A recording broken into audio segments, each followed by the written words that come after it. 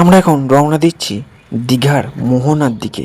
চলো সেই মোহনার ভিউ সৌন্দর্যটা তোমাদের সামনে একটু তুলে ধরি। এটা হলো দীঘার মোহনা। যখন গাড়ি করে যাচ্ছিলাম তখন তার সাইডের ভিউটা ঠিক এরকম লাগছিল। চলো এবার মোহনায় পৌঁছে গেলাম, দেখা যাক সেখানের ওয়েদারটা কেমন। উত্তাল করে ঝোড়ো হাওয়ার মতো হাওয়া বইছে, মানে সব লন্ডভন্ড করে দেওয়ার মতো হাওয়া।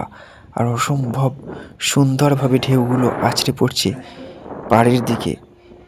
ঘুরতে ঘুরতে চলে গেলাম সেই ডিঙিটার কাছে যেখান থেকে মাছ ধরা হয়। এটা হলো সম্পূর্ণ ওল্ড দীঘা থেকে ঠিক অনেকটা দূরে মোহনা। বেশ সুন্দর পরিবেশ, সকালের পরিবেশটা সব থেকে সুন্দর থাকে। আর এটা মোহনা অ্যাকচুয়ালি বিশেষত্ব হলো মাছের বাজারের জন্য। বিভিন্ন রকম মাছ দেখতে হলে এই মোহনায় তোমাকে আসতেই হবে একবার। চলো মোহনা, আমরা এখন রয়েছি মোহনায়। চলো,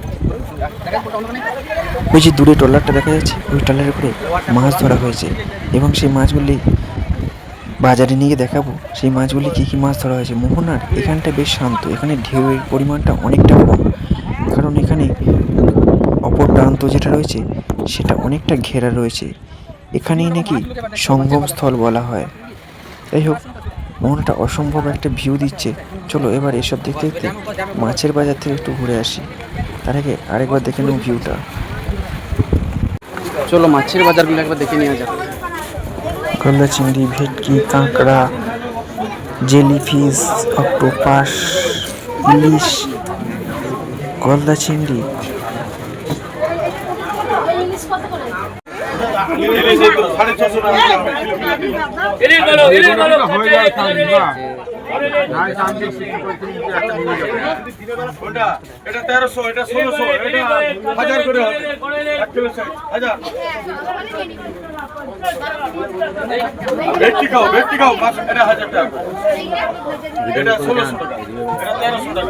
পরে দেখাবো অন্যরকম একটা মাছ, শুটকি মাছ বলি, খোলসে মাছ বলি।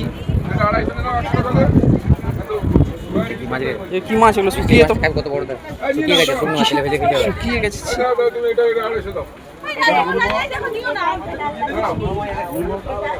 আর কি আছে?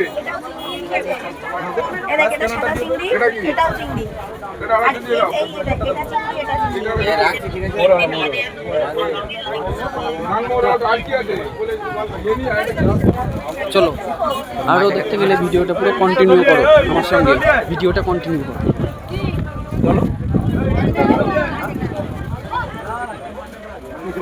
একই তো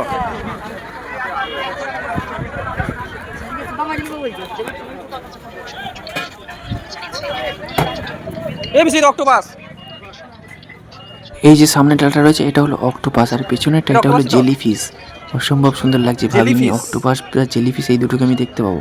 দারুণ দারুণ। আমরা এখন চলে এসেছি সমুদ্রের মাছ বাজারে। আমার সঙ্গে আছে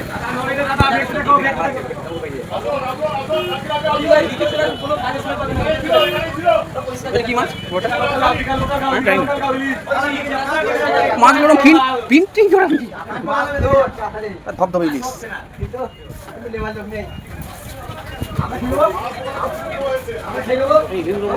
মোহনার একটা লোমহর্ষকর ভিউ নিয়ে দেখাই তোমাদের।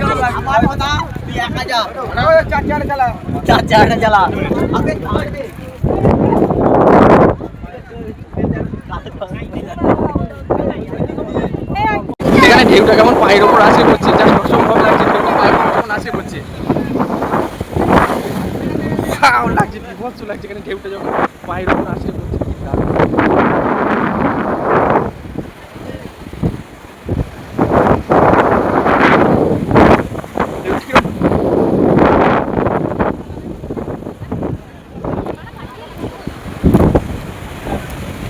বলে না সমুদ্রের ঢেউ ভয়ঙ্কর হলে যখন পায়ের ওপর আসে।